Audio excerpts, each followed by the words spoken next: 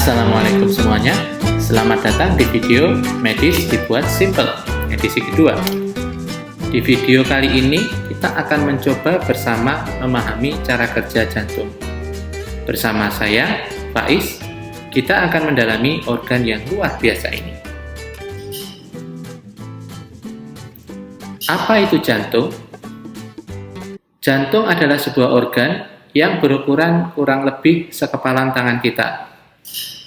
Terletak di rongga dada kita, pada sebagian besar orang terletak di sebelah kiri.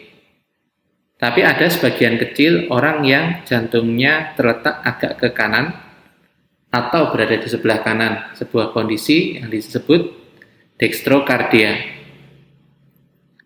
Secara medis, jantung memiliki fungsi utama sebagai pemompa darah ke seluruh tubuh dan ke seluruh paru.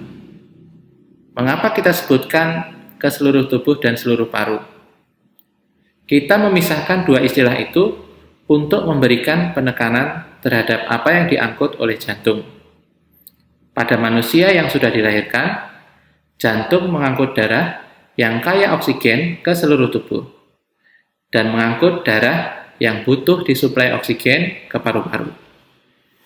Darah yang kurang oksigen dipompa oleh jantung ke paru-paru, kemudian di paru-paru terjadi pertukaran gas, lalu sebagian karbon dioksida dilepaskan, dan sebagian oksigen disuplai masuk ke dalam darah.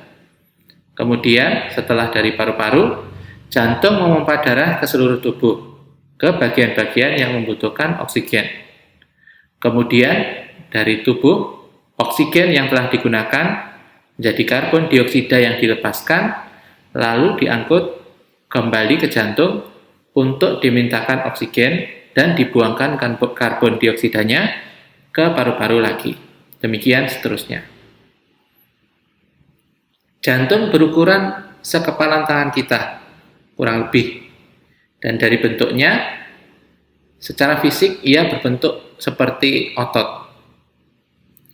Tapi istimewanya, jantung ini, seluruh ototnya sekaligus sebagai penghantar sinyal listrik yang secara otomatis membangkitkan listrik sendiri. Sehingga sebagai sebuah kesatuan, otot jantung dapat berdenyut memompa darah sesuai fungsinya. Jantung terbagi menjadi 4 ruangan. 2 ruangan penerima dan 2 ruangan pemompa. 2 ruangan penerima tersebut disebut bilik. 1 bilik menerima darah dari seluruh tubuh dan 1 bilik menerima darah dari paru-paru. 2 ruangan pemompa disebut serambi. 1 serambi memompa darah ke seluruh tubuh dan 1 serambi memompa darah ke paru-paru. Selain terbagi menjadi 4 ruangan, jantung juga memiliki pembuluh darah untuk memberi makan dan oksigen bagi dirinya sendiri. Pembuluh darah ini disebut pembuluh darah koroner. Ya, dari namanya kita bisa tahu bahwa pada orang-orang dengan serangan jantung akibat penyakit jantung koroner, pembuluh darah ini yang biasanya tersumbat. Mendistribusikan darah ke seluruh tubuh membutuhkan tenaga pompa yang kuat dan irama yang stabil. Kedua hal ini dapat terlaksana karena jantung memiliki koordinasi irama yang baik. Jantung dapat membangkitkan listrik sendiri yang menjalar mulai dari bilik hingga serambi, sehingga memungkinkan tenaga dan irama dapat tersinkronisasi dengan baik. Pada bagian ini kita akan membahas tentang beberapa penyakit yang sering dijumpai berkaitan dengan jantung. Yang pertama adalah penyakit jantung koroner.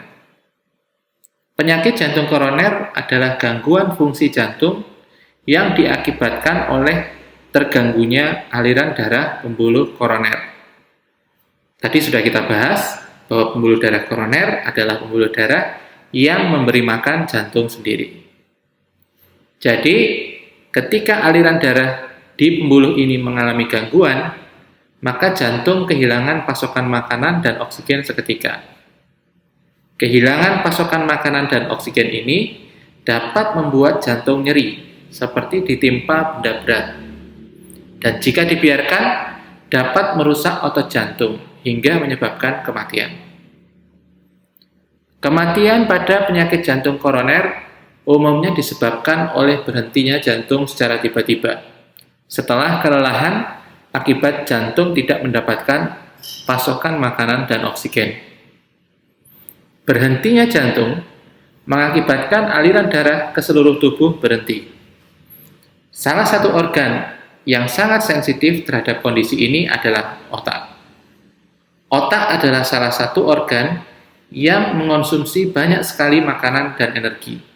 Sehingga ketika pasokan darah ke otak terganggu atau aliran darah ke otak berhenti cukup selama 5 menit saja, dapat membuat kecacatan yang permanen pada otak. Penyakit yang sering dijumpai pada jantung yang kedua adalah payah jantung atau dekompensasi jantung, atau dulu biasa disebut gagal jantung. Payah jantung adalah sebuah kondisi pada jantung di mana jantung tidak bisa memenuhi kebutuhan darah tubuh maupun paru-paru secara optimal. Kondisi payah jantung sering terjadi di penderita diabetes atau hipertensi yang sudah lama atau lanjut usia. Payah jantung paling sering ditandai dengan rasa mudah lelah pada aktivitas fisik ringan. Kemudian pada kondisi payah jantung yang agak berat bisa mengalami kesulitan tidur, terutama jika tidak berada di posisi duduk. Selain itu, kedua kaki juga bisa mengalami pembengkakan. Hal ini terjadi karena jantung tidak dapat memompa darah secara efektif, sehingga terjadi ketidaklancaran aliran darah. Di dalam paru-paru, ketidaklancaran ini mengganggu proses pertukaran oksigen dan karbon dioksida, sehingga pada aktivitas fisik ringan dapat mengalami sesak napas.